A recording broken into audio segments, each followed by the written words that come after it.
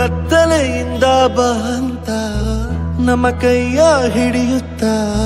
ಕರೆದೊಯ್ದ ಬೆಳಕು ತೋರಲು ಭಯವಾಗಿ ಗದರೋದು ನಮ್ಮ ಬೆಳೆಸಲು